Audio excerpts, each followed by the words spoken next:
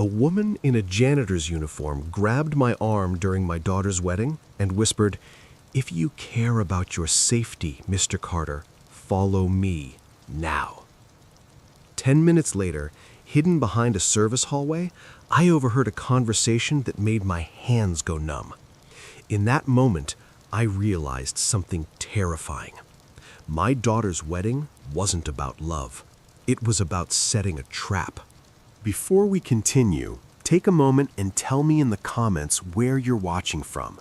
And if you've ever trusted someone who later betrayed you, hit that like button and subscribe. Because this story isn't just about revenge, it's about survival. My name is Richard Carter. I'm 62 years old. And 5 years ago, I buried my wife. Her name was Elaine. Since that day, every morning felt empty. The bed was too big, the house was too quiet, and the silence never stopped reminding me of everything I'd lost. But that Saturday morning wasn't about grief. It was about my daughter, Emily Carter. I stood in the master bedroom of our estate overlooking the manicured gardens. White tents were already set up outside.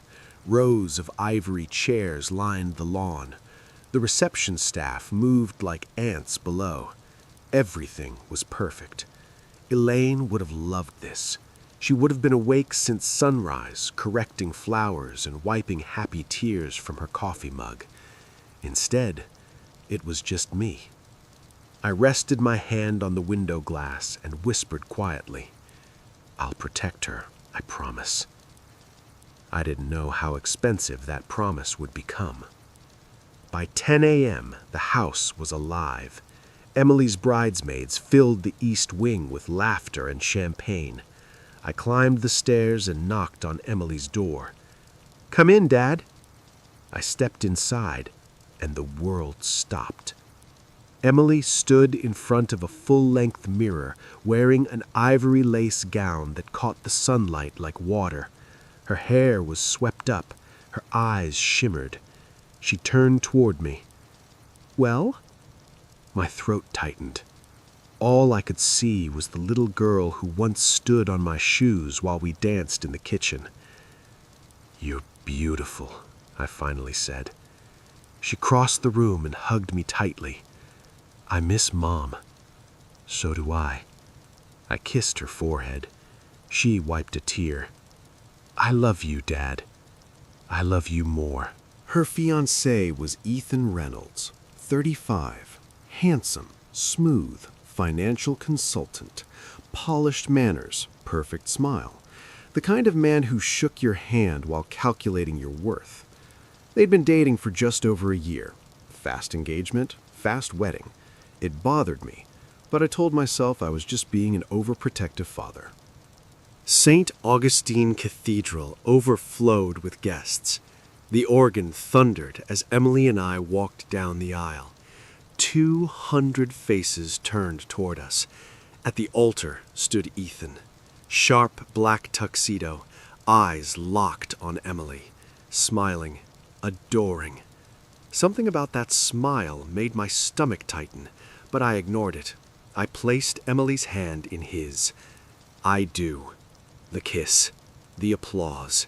My daughter was married. The reception. Crystal chandeliers, soft jazz, gold-trimmed tables. Emily and Ethan moved through the room like royalty. Perfect couple. Everyone loved them. I watched them dance. Emily rested her head on his shoulder. He whispered something that made her laugh. For a moment, I believed everything was okay. My business partner, Mark Bennett, handed me bourbon. To Emily. To Emily. But that uneasy feeling stayed, like something crawling under my skin. The reception. Crystal chandeliers, soft jazz, gold-trimmed tables. Emily and Ethan moved through the room like royalty. Perfect couple. Everyone loved them. I watched them dance. Emily rested her head on his shoulder. He whispered something that made her laugh. For a moment, I believed everything was okay. My business partner, Mark Bennett, handed me bourbon. To Emily. To Emily. But that uneasy feeling stayed, like something crawling under my skin. The janitor. An hour later, I stepped onto the rooftop terrace for air. City lights glittered below. Then I heard, "Mr. Carter." I turned. A middle-aged woman stood behind me, holding a spray bottle and rag. Cleaning uniform, nervous eyes. "I need you to trust me," she whispered. I frowned.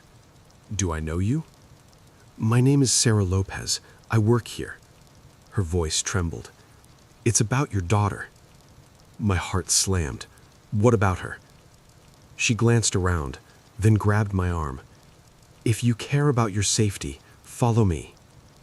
Something in her eyes convinced me. She led me through a back stairwell into a service hallway, pulled me into a supply room. "Stay quiet," she whispered. Footsteps echoed outside. Voices. A woman first. "I can't believe you pulled this off." My niece's voice. "Rachel Miller. Emily's maid of honor." Then a man replied. Smooth, controlled. "Ethan." My blood turned to ice. Through the cracked door, I saw them. Too close, his hand on her waist. Not cousins, not family, lovers. "You sure about this?" Rachel asked. $10 million in life insurance alone," Ethan replied. My chest collapsed. "And Emily?" Rachel asked. Ethan paused. "She's useful for now." Rachel laughed softly. "And when she's not, we deal with it." He kissed Rachel's forehead. 6 months, then we're set. They walked away. I couldn't breathe. Sarah closed the door slowly. "You believe me now?" My hands shook. Rachel, my brother's daughter, helping Ethan plan my child's death. Sarah handed me her phone number. "I have a daughter too," she said. I couldn't stay silent. 10 minutes earlier, I'd been celebrating. Now I knew the truth. My daughter had married a predator, and I was standing inside his trap. I didn't sleep that night. I sat alone in my study staring at old photographs. Emily at 6 with missing teeth. Emily at 16 in her soccer uniform. Elaine holding her on graduation day. Every image felt heavier now, because behind every smile was a man planning her death. I opened my laptop at 2:17 a.m., typed, "How do you investigate someone quietly?" That's when I realized something. Ethan Reynolds didn't just marry my daughter, he studied me. The red flags. Over the next hours, memories resurfaced. Ethan asking about estate planning. Ethan curious about life insurance. Ethan suggesting I add him as secondary beneficiary just in case. And I had done it. God help me, I had done it. By morning, I hired a private investigator. His name was Frank Morales, former LAPD. Hard eyes, no nonsense. He listened silently as I told him everything. Then he said, "This isn't romance. This is financial predation." The paper trail. Within 48 hours, Frank uncovered. Ethan had over $300,000 in hidden debt, offshore accounts in Cayman Islands. Rachel received $100,000 2 months earlier. A past girlfriend who caught Ethan forging power of attorney documents. Search history. Undetectable poisons, staged accidents, inheritance laws. Worst part? Emily was worth $47 million if both she and I died. Frank leaned forward. She was the target from day one. Trying to save my daughter. I invited Emily over. made her mother's lasagna, showed her everything. She laughed at first, then cried, then got angry. You hired someone to spy on my husband? Emily stood up. You can't stand seeing me happy. She grabbed her purse. You're trying to control my life like you always do. Her final words crushed me. Mom would be ashamed of you. The door slammed. I lost my daughter. Ethan's move. That night, Ethan texted me. Let's grab drinks tomorrow, just us. Frank's voice over the phone was cold. He knows you suspect him. I wore a recording device. James, my business partner, sat inside the bar. Frank waited outside. Ethan arrived early, ordered 2 whiskeys. I watched condensation drip down the glass. He pushed one toward me. Family, he smiled. I took a tiny sip. Something tasted wrong. Bitter. Chemical. My chest began burning, heart racing, sweat pouring. I collapsed in the bathroom. James called 911. As they loaded me into the ambulance, I looked through the bar window. Ethan sat calmly, sipping his drink, smiling. The truth comes out. I woke up in ICU. Emily was crying beside my bed. Doctor confirmed poisoning. Police arrived. Frank brought evidence. Ethan placing chemicals in my drink, fingerprints on glass, email to Rachel. If he survives, we move to Emily. Emily broke. She sobbed into my chest. He tried to kill you. I nodded. And he's coming for you next. The plan. Police needed him caught in action. Emily agreed to help. Hidden cameras in her apartment, panic button, 24/7 surveillance. I pretended I was dying. Ethan moved into my estate. He searched documents, photographed contracts, gained executive control. Frank recorded every call. Rachel said, 1 more week. Ethan replied, then everything is ours. For 3 weeks, I became exactly what Ethan wanted. A dying man. I walked slower, let my hands shake, used a walker, sometimes even a wheelchair. Doctors played their part, so did Emily. We told Ethan my organs were failing, that recovery was unlikely. He watched me with quiet hunger, not sympathy, anticipation. Frank's cameras captured everything. Ethan searching my office, photographing documents, texting Rachel. It's working. She won't suspect. I'm almost there. The final setup. Week 3. Frank called an emergency meeting. He's escalating. Search history. Suffocation techniques. Fatal falls. Finishing poisoned victims. Detective Brooks joined us. Tomorrow morning, she said, we fake a medical crash. He panics, he moves, we catch him. Emily squeezed my hand. I'm ready. The fake collapse. At dawn, paramedics rushed me back to hospital. Emily cried convincingly. Doctors told Ethan he may not survive tonight. He nodded, but I saw it, that tiny smile. Alone with the devil. That evening, Emily stepped out for coffee, on purpose. The door clicked shut.